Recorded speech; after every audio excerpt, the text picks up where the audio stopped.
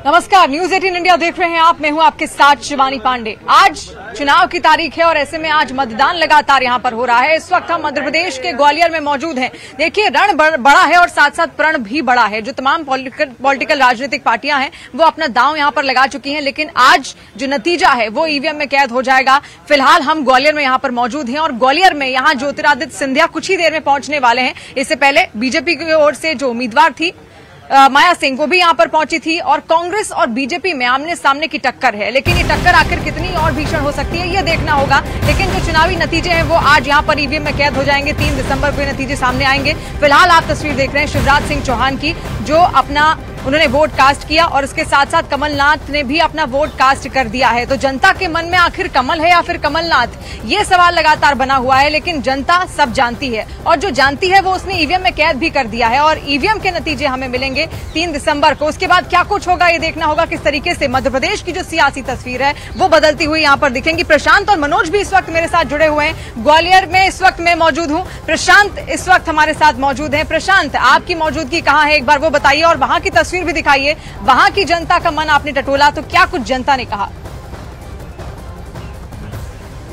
मध्य प्रदेश की 230 विधानसभा सीटों पर आज चुनाव, लेकिन छिंदवाड़ा में मेरी मौजूदगी है। वीवीआईपी सीट और छिंदवाड़ा से तय होने वाला है कमल या कमलनाथ। और इसीलिए भी ये बेहद अहम सीट है क्योंकि प्रदेश के पूर्व मुख्यमंत्री कमलनाथ छिंदवाड़ा से चुनाव लड़ रहे हैं और एक ऐसे ही मतदान केंद्र के बाहर हमारी मौजूदगी है। सुरक्षा बलों की चाक चौबंद व्यवस्था यहाँ पर कर दी गई है ताकि शांतिपूर्ण तरीके से मतदान हो।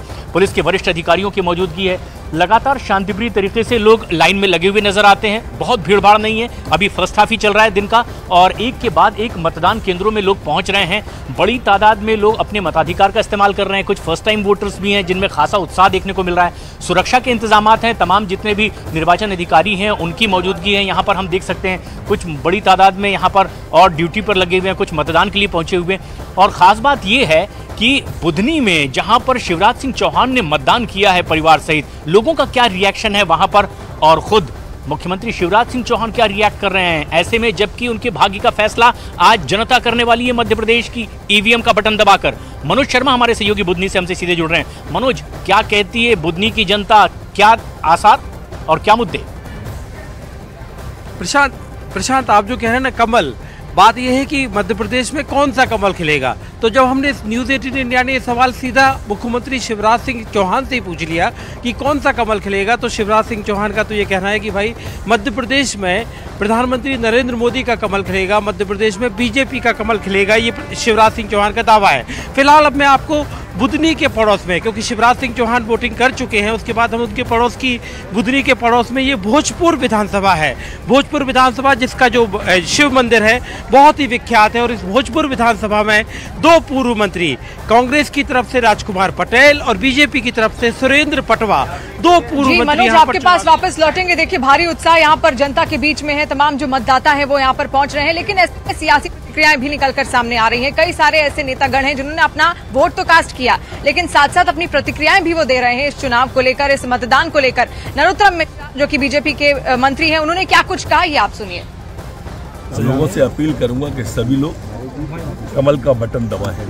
ये कमल के बटन दबाने से आतंकवादियों में दहशत होती है। ये कमल के बटन दबाने से तिरंगा कश्मीर के लाल चौक से लेके चांद तक फहराया जाता है। ये कमल का बटन गरीबों को आवास लेके आता है। ये कमल का बटन शौचालय लेके आता है। ये कमल का बटन गेहूं लेके आता है, निःशुल्क गेहूं लेके आता है। ये कमल का बटन वंदे भारत ट्रेन लेके आता है।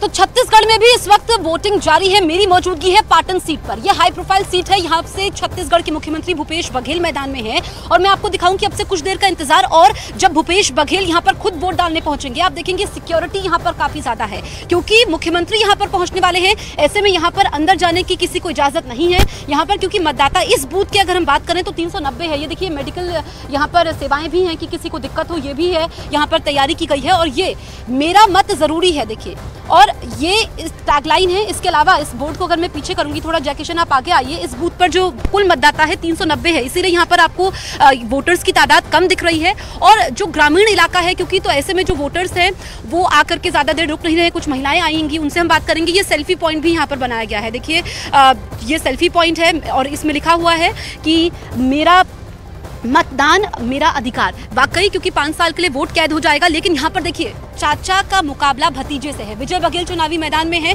और ऐसे में विजय बघेल ने शिकस्त दी थी 2008 में। कुछ महिलाएं हैं, आप वोट देने जा रही हैं? कहाँ से आई हैं? यहीं से। क्या दिमाग में चल रहा है वोट देने से पहले? देखिए, तो चलिए, महिलाएं मुस्कुरा देती हैं, कैमरा देख करके ज्यादा बात नहीं करती हैं। आप कुछ कहेंगी? का बोलबो, हमार गांव के मंत्री सीएम देबो, हमारा गांव देखी ही, गांव का आदमी ला, बाहर के थोड़े ना ही देखे बा। ठीक है। पार्टी का नाम नहीं बताना है, किसी का नाम नहीं बताना है। हाँ। ठीक है, गांव की विकास की बात आप कर रही हैं? हाँ, गांव की विकास की बात कर, गांव के देखी और गांव में सहमत लती ही।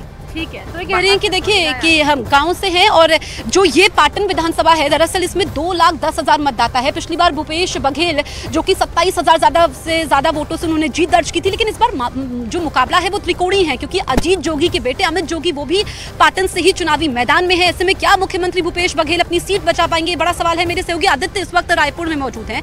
आदित्य, आप क्या तस्वीरें वहां से दिखाने वाले हैं, क्या हलचल आप देख पा रहे हैं? देखिए, इस वक्त मैं रायपुर में मौजूद हूँ।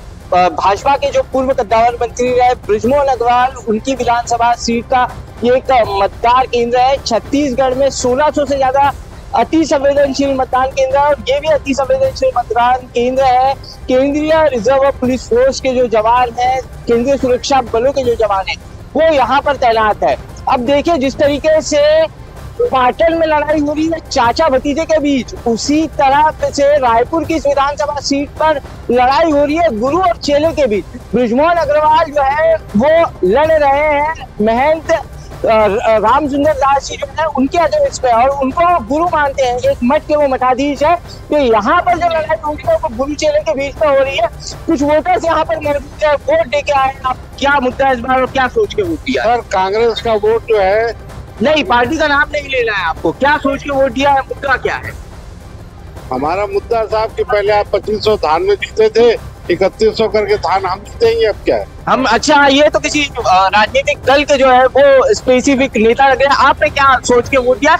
पार्टी का नाम नहीं लेना है, मुद्दा बताना है। जी, आपके पास हम वापस लौटेंगे। छत्तीसगढ़ में भी चुनाव लगातार चल रहा है, मतदान वहां पर हो रहा है। तो ऐसे में देखिए, तमाम जो राजनेता हैं वो भी इस चुनावी मौसम को बखूबी समझते हैं। मध्य प्रदेश में इस वक्त हमारी मौजूदगी है और मध्य प्रदेश में 10 संभाग हैं और ऐसे में 10 संभागों में आता है ग्वालियर संभाग। ग्वालियर संभाग के ग्वालियर जिले में ही हम इस वक्त मौजूद हैं। यहाँ पर जो 6 विधानसभा सीटें आती हैं वो बेहद अहम है, क्योंकि ग्वालियर गढ़ माना जाता है ज्योतिरादित्य सिंधिया का। 203 कुल मिलाकर विधानसभाएं हैं जहां पर आज के दिन मतदान हो रहा है। जो तमाम मतदाता हैं वो भी अपने मताधिकार का इस्तेमाल कर रहे हैं, लेकिन चुनौती बड़ी है यहाँ पर बीजेपी और साथ साथ जो टक्कर कांग्रेस के साथ उनकी है। इस चुनावी मौसम में जो संकेत लगातार आ रहे हैं, तमाम जो राजनेता है वो बखूबी इसको समझते हैं और इसके अलावा जो जनता है वो भी बहुत अच्छे से समझती है इस चुनावी माहौल को, इन चुनावी संकेतों को, लेकिन अपने मन में रख कर वो आज ईवीएम तक पहुंच रहे हैं और ईवीएम में अब जो नतीजे हैं वो कैद हो जाएंगे। 3 दिसंबर को ये तमाम नतीजे निकलकर सामने आएंगे और उसके बाद आखिर जनता के मन में क्या है वो साफ यहाँ पर दर्शाया जाएगा। आखिर कमलनाथ है या फिर कमल का फूल यहाँ पर खिलेगा, किस तरीके से जो सियासत है यहाँ की वो फेरबदल करती हुई नजर आएगी। लेकिन चुनौती ज्योतिरादित्य सिंधिया के सामने भी है, क्योंकि देखिए उन्हीं का एक गढ़ माना जाता है। 2018 में उन्होंने कांग्रेस को यहाँ से जीत दिलवाई थी। मात्र एक सीट 6 में से ऐसी थी जहां पर बीजेपी ने जीत हासिल की थी, लेकिन फेरबदल होता है साल 2020 में, जब ज्योतिरादित्य सिंधिया आ जाते हैं बीजेपी में और अब उन